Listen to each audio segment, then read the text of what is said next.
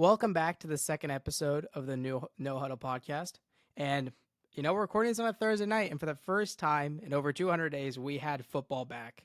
So even though you guys are going to see this Friday morning, let's just say it was awesome to have football back. We had a really fun game, a game that initially had like a 9-point spread, and ended up turning out to be really, really fun. So we're going to dive into that, and then we're going to possibly look into the Chiefs Chargers game and maybe some stuff on Sunday. We'll see. But for now, let's talk about the game because, oh boy, there was a good bit to talk about there. So starting the game off on the very first snap of the very first play of the new season, we had two giant things happen.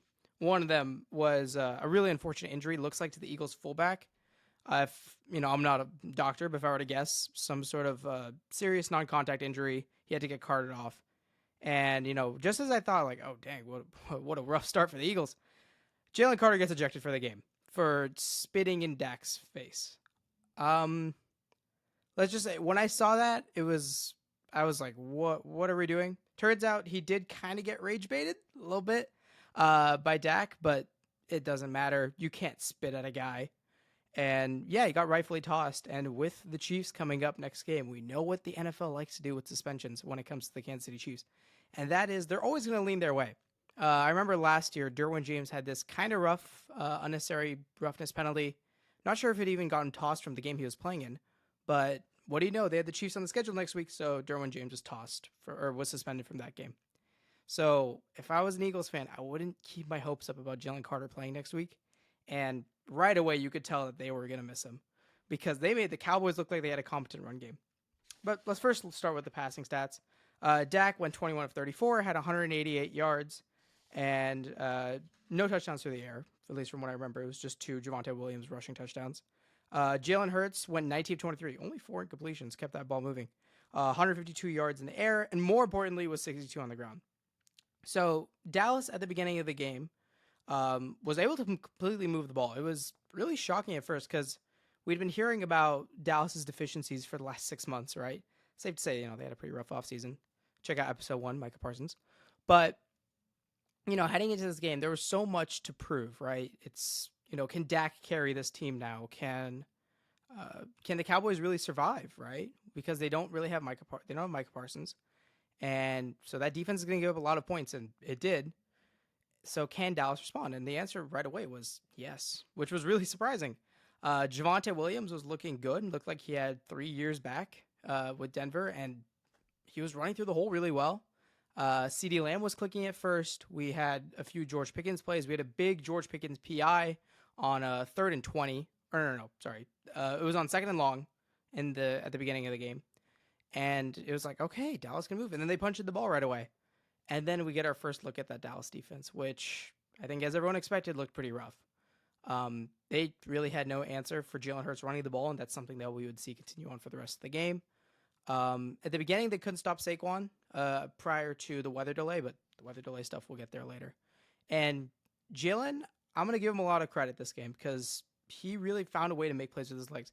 It was Josh Allen-like. Okay, I'm going to huge preface before I say this. Jalen Hurts is not the quarterback that Josh Allen is. But for someone who is like a Niners fan, it's in my best interest to hate on Jalen Hurts. He really, really impressed me today. It was just because of his ability to always find a way to get the big runs. His runs were freaking brutal. He had 60 yards. It did not feel like he had 60. It felt like he had 100 because of every single run he had. It was just at the worst time for Dallas. Always on 3rd and short or 3rd and long when there was nothing there. Jalen Hurts finds a way to make it work. And it was a game that was really, really rough from his receivers. He had like 7 completions to Dallas Goedert, a couple to Saquon, only 1 to A.J. Brown, and 3 to Devontae Smith, who was on my fantasy team, but at least had Jalen Hurts at quarterback, so that made up for it. And Jalen Hurts, man, I was kind of surprised. I knew that he would have to take on a bit more of the responsibility heading into this year because the defensive losses for the Eagles were pretty huge. But he really went out there and he played himself a really good game. I didn't love the stuff from him passing the ball, but if he can continue running performances like that, and those runs didn't seem like taxing on his body or anything, then they'll be in a good spot. So from there, it was basically just a shootout. Neither team really could stop either team, and it was really concerning from Philadelphia's standpoint. And that's something that did get better later in the game. but it's still a bit of a concern. So we play through all of that, and then a little past the second half, we get the weather delay. And the weather delay lasted just a stupid amount of time. It was like an hour and a half. And I get there were lightning concerns, but that was the only time I've ever seen a game stopped for a lightning storm when there was no rain on the field.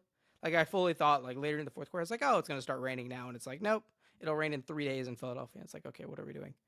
But I get it. You got to stop it for the safety. And from there, it really showed, what each of these teams can do with an hour.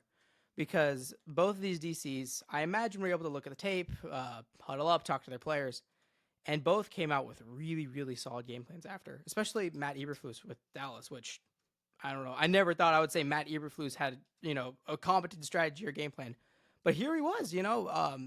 Shut down Philadelphia multiple times. That offense should have taken control and won the game. We'll get that later. But that defense did its job. It went to work. And Vic Fangio finally, did Vic Fangio things. He didn't just sit there in his four-man rush, laid back zone coverage. He actually came out and he started attacking. There was a few really, really nice blitzes called, a few stunts on both sides. And you could tell both the quarterbacks were like, oh, crap, we were playing on easy mode. And here we go. Now we have a difficult game again.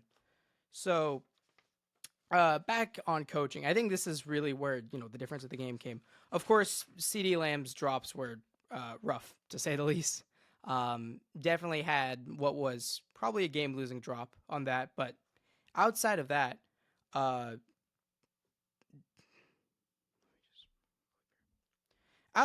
like once both teams started realizing that they needed a blitz, uh, you could tell that the OCs, especially because the Eagles had their new OC and head coach Brian Schottenheimer for the Cowboys, first time coaching for him, and he was the OC last year, and then they were kind of struggling to adapt.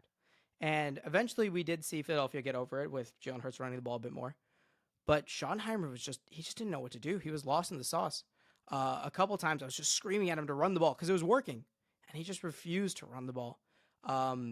Biggest play of the game was probably a turnover that, Javonte Williams was running the ball really well.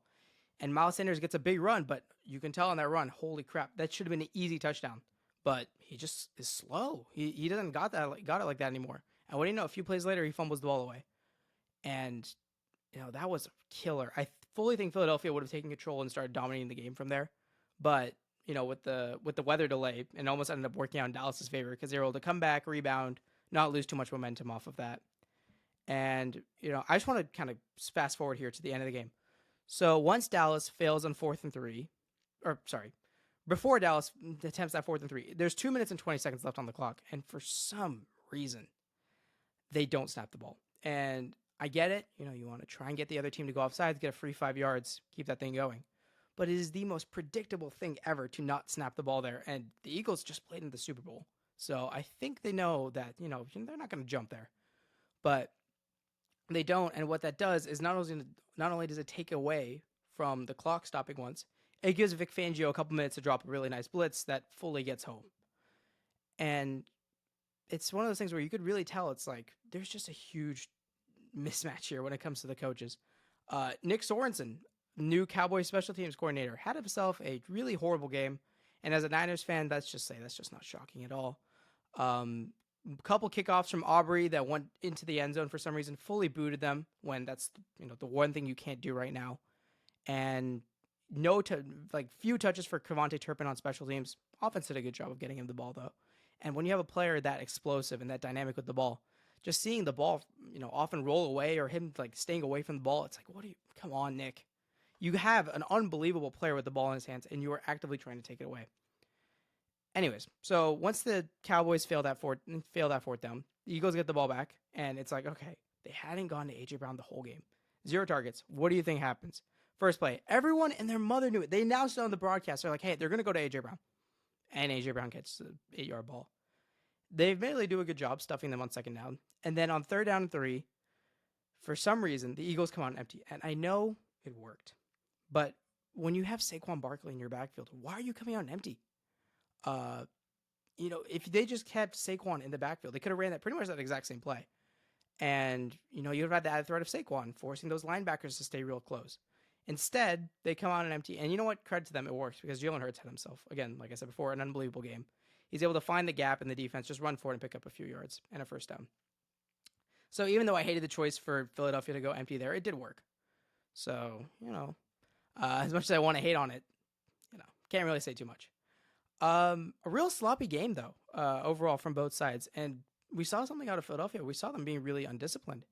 At the beginning of the game, it really felt like they were almost cocky, right? It's like, oh, we just came off Super Bowl. Like Nolan Smith hits this super long taunt on their guy and picks up 15 yards. It's like, where did that ego come from? We did not see that last year, right? Of course, we know their head coach is cocky as all hell, Big Dom. But other than that, their players seemed reserved. And in this game, they were just not. They were actively grabbing. They were going for like just on the defensive side, they were just grabbing the receivers. And it was really weird. A really undisciplined game from Philadelphia. And that's something that, that isn't just a week one thing. That can carry over. So I think that'd be my biggest concern for Philly outside of this game. And for Dallas, right? Sorry, I'm just going to go ahead and flip over my notes.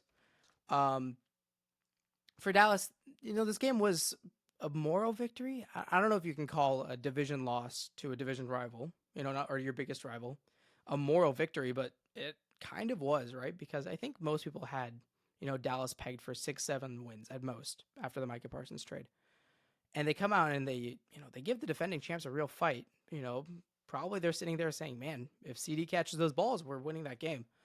And for a team that was supposed to be a bottom feeder this year that has been the mockery of the offseason, it was impressive. Is that something that I think can continue, though, is a little bit different. I think they got lucky, or I shouldn't say lucky. I think they were fortunate that they got to play Philadelphia week one. They got Jalen Carter being booted out of the game right away, which definitely messed with Philadelphia's plans. And they still couldn't capitalize, which, as much as it was a moral victory to stay within those 4 points, it's a game they should have had. It's a game that they lost. And they got a great game from Dak. They got a really good final drive, even though he had that dropped interception. Looked like it was more of a CD slip than anything. And for them to come away with that game with a loss it's painful for Dallas, because if you win that game, everything's almost seemed right. It was like, yes, we did lose Micah Parsons, but hey, we stuffed Saquon for pretty much the entire second half. We were able to stop AJ Brown. Our offense was able to move, and our offensive line actually looked really good against what is still a pretty solid Eagles pass rush. But with the loss, it feels like, well, it's same old Dallas. What else is new? Dallas failing on the last drive of the game. Dallas messing up, not being able to realize that on 3rd and 3, they're probably just going to run with Jalen Hurts. So if you're a Dallas fan, I don't know what you even take away from this game. It just felt like I'm just like, yeah, same old Cowboys, which I guess is an improvement from what we thought they would be. And for Philly, I mentioned the undisciplined thing, but I think another real concern for them was their lack of creativity on offense. It seemed like they ran the same 4 plays over and over again and just prayed it worked. They had the inside zone with Saquon, which once we hit the second half, it just was not going anywhere. We had a few little short routes to Dallas Goedert that Jalen Hurts loved to spam this game. We had slants with AJ Brown, which Dallas was all over. And you had a few short routes to Devontae Smith, and that was it. It felt like, I was like, oh yeah, that'd be enough to beat Dallas, which, it wasn't. It shouldn't have been enough. But I need to see more creativity out of the new OC before I start to feel like, okay, this team is really pushing for a Super Bowl again. And remember, it's week 1. It's a new OC. This is all stuff that can be fixed. I feel like some of the biggest mistakes people make at the beginning of the year when watching football is like, all right, it's set in stone. We know now. Like 2 years ago, the Chiefs lost to the Lions in week 1 and they ended up winning the Super Bowl. So yes, it's week 1. But there were a few things that we should kind of take away for the future. Like, it's not anything overly concerning. Like, yes, Philadelphia is still a Super Bowl contender. I think people's view of Jalen Hurts got better after this game. And, it's just a few things to sort of keep an eye on. Like, hey, can you fix your discipline? Hey, can you fix your offensive play calling? We'll see. And I think for Vic Fangio, hopefully this was something for him that he just learned. It's like, okay, I can't get away with just rushing 4 this year. It's not the Super Bowl. I'm not playing the Chiefs, who have god-awful tackle play. I need to actually be able to call up a few creative blitzes, not just stick with basic zone coverage. Because those corners of his, those rookie corners, Quinyon Mitchell, Cooper DeJean, they're good, but they definitely still can get beat. They're not like, Patrick Surtain or anything. So you got to be able to give them a little help, get a bit more rush from that defensive line. And I think, obviously Jalen Carter, when he comes back, will help with that.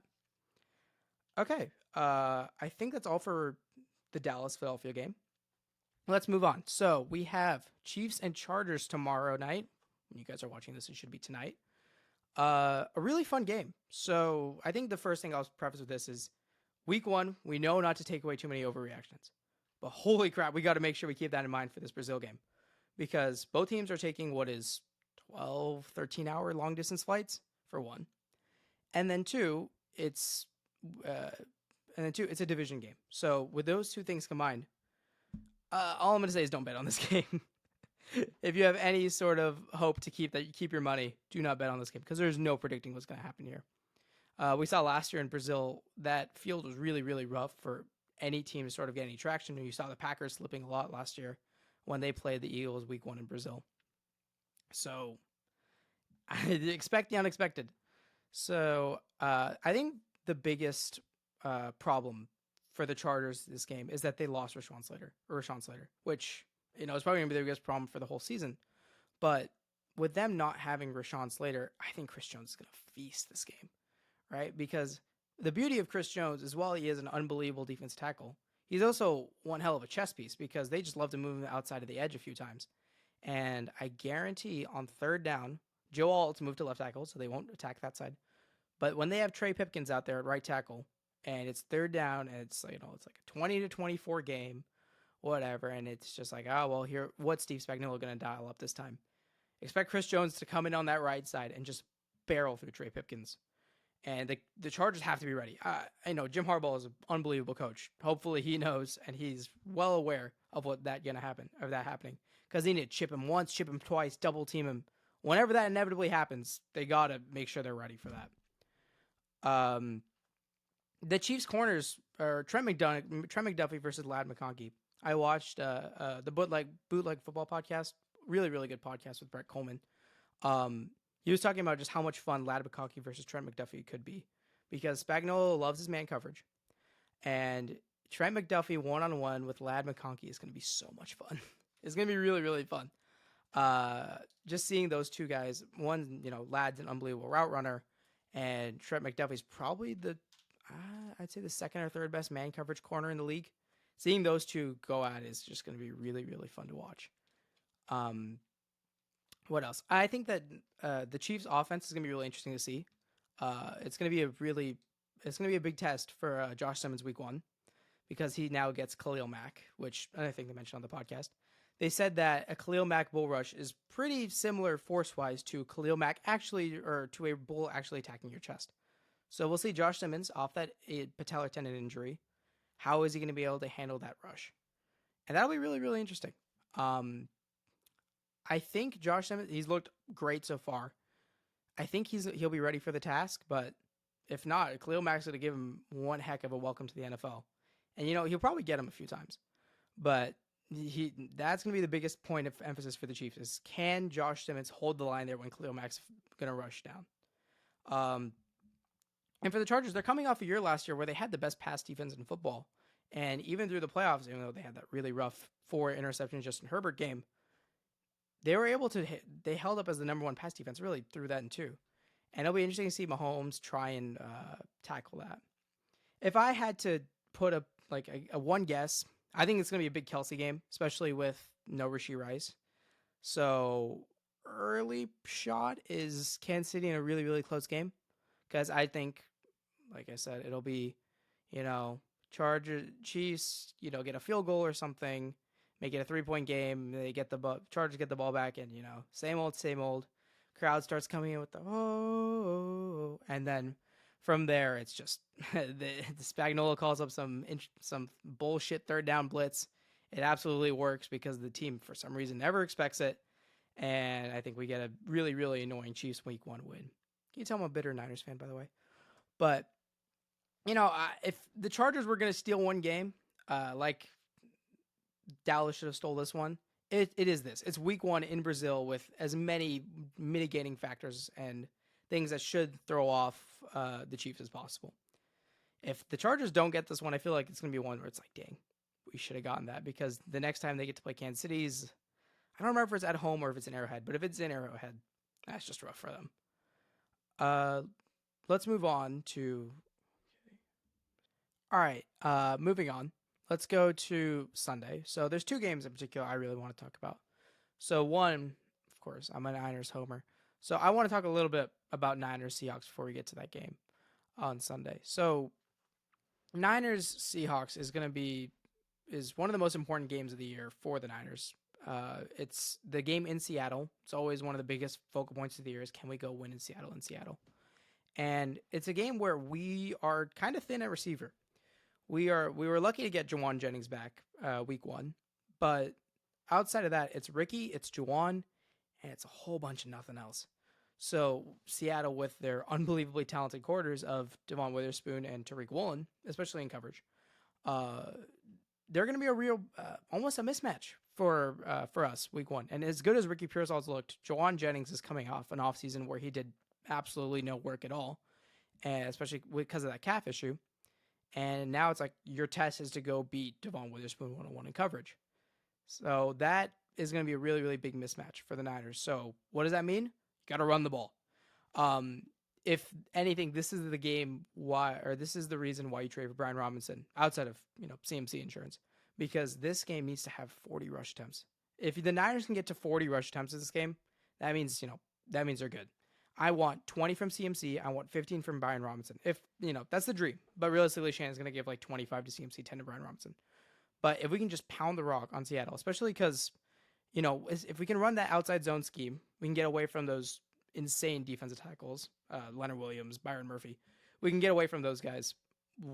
From there, you can kind of target the rest of Seattle, because that's a team that's built with good defensive tackles and good coverage, corners and safeties.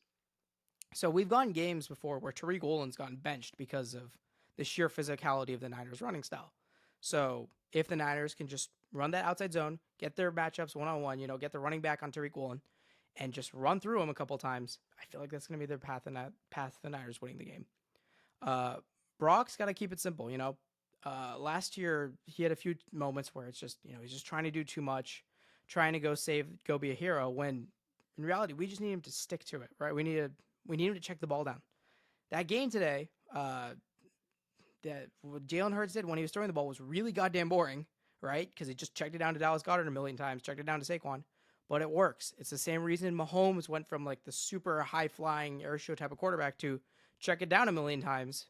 It's because it works. You want to be able to move the chains, right?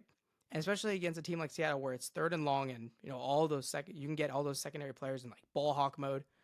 You don't want to find yourself in that situation. Check the ball down, run the ball, and go get a win. Now, moving to the other side of the ball. For Seattle, big change here. Sam Darnold coming in at quarterback for Geno. And, the reason why they got Sam Darnold was because they also changed their OC. In comes Clint Kubiak, who was with the Saints earlier. And with Clint Kubiak, disciple of the Shanahan scheme, they're going to want a quarterback who runs that system well. And that quarterback for them is Sam Darnold. Geno was more the type of guy who can, get out of the pocket, try and improvise, look for a big play. And instead they want Sam, who, had so much success with Kevin O'Connell in that scheme. So with Sam Darnold, the thing is, it's can you contain his first option? This is the problem with him throughout his Jets career and throughout his Panthers career. And then even when he came to the Niners for that one game, it was, what's going to happen when Sam can't find the first read? So with the Niners, it's about making sure you don't play super far back. If the Niners come out in like some bull crap cover 4, or 4 guys deep, or 2 outside corners deep, 2 safeties deep, Sam Darnold's going to destroy us. So we're gonna come in. We got to have some design pressures, and with Robert Saleh, it looks like he's been able to do that through the preseason at least.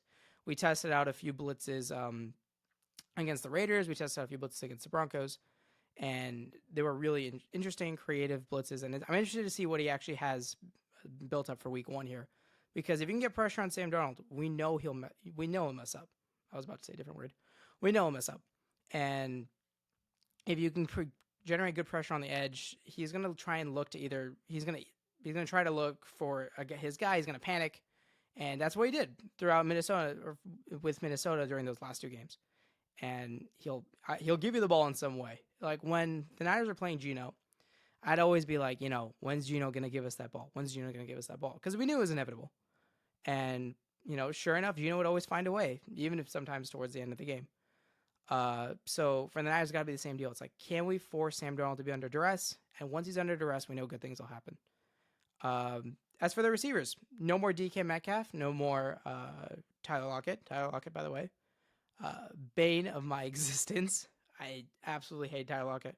One of the worst memories I had was, being an 8-year-old kid going to my first game, uh, Thanksgiving night, and Tyler Lockett just destroying us deep, 52-yard touchdown. And I remember just having to leave the stadium in the third quarter. And the Seahawks ate turkey on our logo that day. Rough game. But we lost the point here. It's JSN and it's Cooper Kupp now. And with those two, they're unbelievable route runners. They kind of do the same thing. They're both really, really good in the slot. And the Niners have had trouble with players who are sort of slot oriented, which means it's a big game for the new nickel cornerback, Upton Stout. Upton Stout was a 5th-round pick. It's either going to be him or Chase Lucas. I would lean towards it being Upton Stout. And he's now going to have the task of, they're going to try and get Jason this ball like 10, 15 times. Because outside of him and Cooper Kupp, there are no real targets. Like, they got their new rookie tight end, Elijah Arroyo. But for everything, for the Niners, it's all going to start with JSN. So, huge matchup there. And if the Niners want any shot of winning this one, they got to make sure JSN doesn't go off. Okay, yeah, that's going to do it for us. Thank you for listening to the second episode of the No Huddle podcast. Hopefully we're back. I'll be on the road. I've got to move into college, so we'll see about recording the episode Monday after all the games. See if we'll get something to you Sunday night. If most likely, new studio the next time you see me, new recording place. But until then, it's been good, and it's been a really fun episode, and yeah, hope to see you guys next time.